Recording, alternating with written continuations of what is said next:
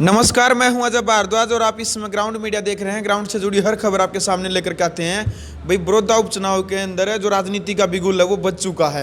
इस वक्त हमारे साथ हरियाणा के जो प्रदेश अध्यक्ष हैं इंडियन नेशनल लोकदल पार्टी के नफे सिंह राठी मौजूद है। राम राम जी राठी साहब। राम राम। अच्छा जी, टिकट भी डिक्लेयर होगी जी, सारी पार्टियाँ के मतलब दे दी और यहाँ से जोगिंद्र मलिक चुनावी मैदान में उतार दिए। चर्चाएँ चल रही थी भाई, डॉक्टर कपूर नरवाल को कांग्रेस की तरफ से ना टिकट मिली तो डॉक्टर कपूर नरवाल भी इनेलो की तरफ से चुनाव लड़ सकते हैं। क्या रहा फिर, कहाँ ऐसे समीकरण बिगड़े? देखिए, डॉक्टर कपूर नरवाल जी पहले हमारी पार्टी में थे जी, 2 चुनाव भी लड़े इन लोगों से जी। उसके बाद फिर वो जेजेपी में चले गए जी, जेजेपी से बीजेपी में चले गए। बीजेपी के जाने के बावजूद बीजेपी में, अब भी बीजेपी में है वो, बीजेपी छोड़ी नहीं है उन्होंने। फिर कांग्रेस की टिकट मांगने लगी। तो अब तक भी जो आदमी बीजेपी में है वो कांग्रेस की भी टिकट मांगे है।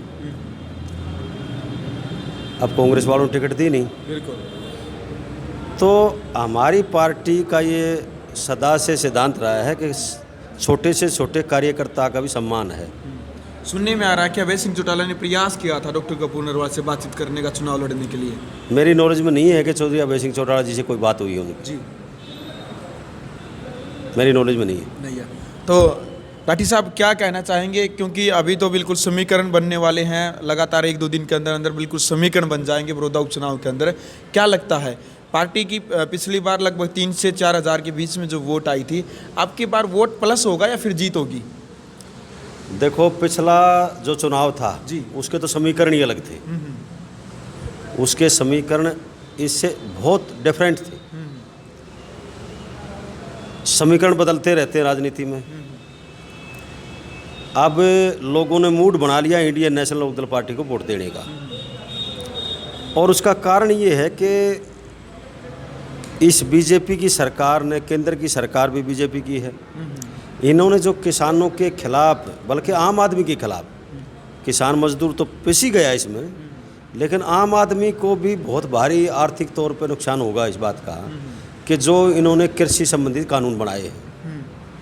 इसलिए न केवल किसान मजदूर बल्कि आम आदमी भी उन कानून बनने के खिलाफ है। और बीजेपी वाले रूखे मार मार के कहें कि बहुत अच्छा कानून बना है, किसान कहें कि बहुत ख़राब है। अब जो उससे प्रभावित होगा वही तो कहेगा भी खराब है। बीजेपी कह रही है केवल कांग्रेस पार्टी के कार्यकर्ता व इंडियन नेशनल लोकदल पार्टी के कार्यकर्ता ही आंदोलन कर रहे हैं और यही इसका विरोध कर रहे हैं, बाकी सही है। जितने किसान संगठन हैं जी, सब इसका विरोध कर रहे हैं, पूरे हिंदुस्तान के किसान संगठन जी। और हमारा ये धर्म भी है, फर्ज भी है। और भाई अभय सिंह चौटाला जी ने तो पहले ही कह दिया था कि हम किसान पहले हैं, राजनीतिक बाद में हैं। जी। और चौधरी अभय सिंह चौटाला जी ने हर बार किसानों ने जो भी आंदोलन किया है उसका समर्थन किया है, सबसे पहले समर्थन किया है और आगे भी करेंगे।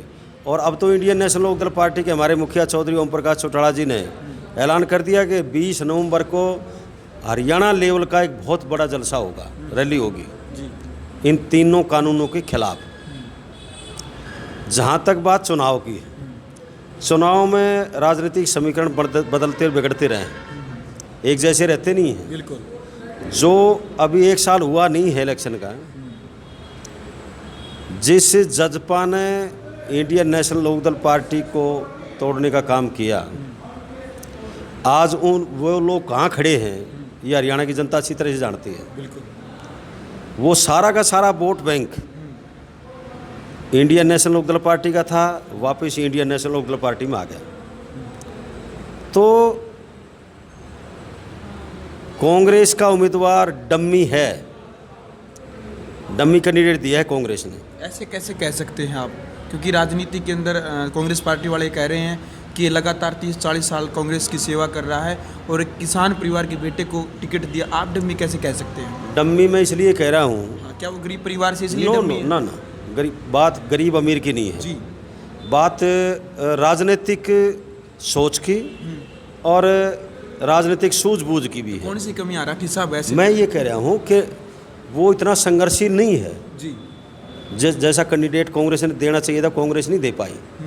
इसलिए आम आदमी के दिमाग में ये है कि भाई बीजेपी को लोग वोट देना नहीं चाहते, कांग्रेस ने डमी कैंडिडेट दे दिया। इंडियन नेशनल लोकदल पार्टी का मजबूत उम्मीदवार है और जमा वोट है। क्या ऐसी बातें कह करके कांग्रेस पार्टी को कमजोर करने का ऐसी कांग्रेस पार्टी कह रही है कि अफवाहें फैलाई जा रही है? कांग्रेस पार्टी तो बहुत दिन से कमज़ोर होती जान लग रही है और अब भी कांग्रेस में कई धड़े हैं ऐसे जो एक दूसरे की टांग खिंचाई करने का काम करते हैं। अब कल इनकी पंचायत थी, उस पंचायत में मैं नहीं कहता, उस पंचायत में जो निर्दलीय उम्मीदवार खड़े हुए हैं उन्होंने कहा है कि हुड्डा साहब की नहीं चली। डॉक्टर कपूर नरवाला से हमने बातचीत भी की थी, आज सुबह भी उनका इंटरव्यू किया था। उन्होंने कहा था कि हुड्डा साहब सही हैं, लेकिन कांग्रेस का जो हाई कमान है कुमारी सैलजा और रणदीप सिंह सुरजेवाला, उन्होंने जानबूझ करके ऐसी चाल चली है कि मेरी जो जहां टिकट वो कटी, ऐसा कहा है ना उन्होंने। कहा है तो फिर धड़े हैं कि नहीं हैं? धड़ाबंदी है ना। तो जिस पार्टी में इतनी धड़ेबंदी होगी उसका इलेक्शन कैसे उठेगा, कैसे चलेगा? तो अब आपकी टक्कर है, वो आप उसको कह रहे हैं कि डम्मी है, तो इंडियन नेशनल लोकदल की टक्कर किससे? फिर कोई हमारे टक्कर में कोई नहीं है। इंडियन नेशनल लोकदल पार्टी का मजबूत है और इंडियन नेशनल लोकदल पार्टी का छोटे से छोटा और बड़े से बड़ा कार्यकर्ता और नेता जो है पार्टी को जिताने के लिए दिन रात मेहनत करेगा। ये तो कांग्रेस के लोग हैं जो आपस में हराने का काम करेंगे, इन्होंने पहले भी किया था, आगे भी करेंगे। बिल्कुल, थैंक यू। अभी 2-3 चलो क्या संदेश आप बड़ौदा की जनता को ग्राउंड मीडिया चैनल के माध्यम से देना चाहेंगे सर?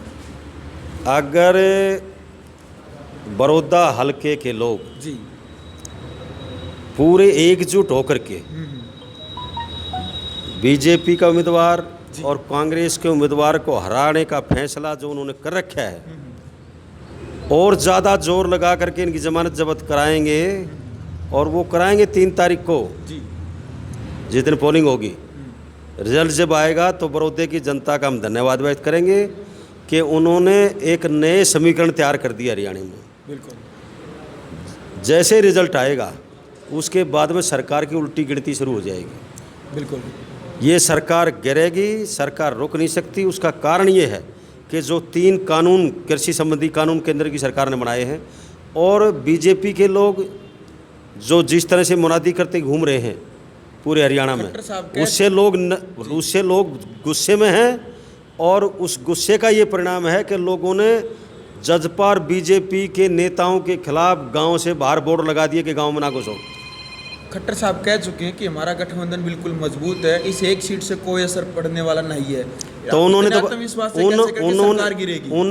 तो पहले जब प्रदेश के मुख्यमंत्री ये कहते हैं कि भाई एक सीट से हमारा कोई फर्क नहीं पड़ेगा, तो वो तो पहले ही हार माने बैठे हैं। सरकार कैसे गिरेगी? जिसकी सरकार हो और 1 साल के अंदर अंदर बाई इलेक्शन हार जाए, उसका क्या हालत होती है आपको पता है, पॉलिटिकल लोगों को पता है। चलिए sir, thank you ground media से बात करने के लिए। तो ये थे हमारे साथ नफे सिंह राठी जो इंडियन नेशनल लोकदल पार्टी के प्रदेश अध्यक्ष है। तमाम वो जानकारियाँ जो बड़ौदा उपचुनाव से जुड़ी है लगातार आप सभी के सामने लेकर के आ रहे हैं। ग्राउंड मीडिया के लिए विधानसभा क्षेत्र बड़ौदा से मैं जवाहर।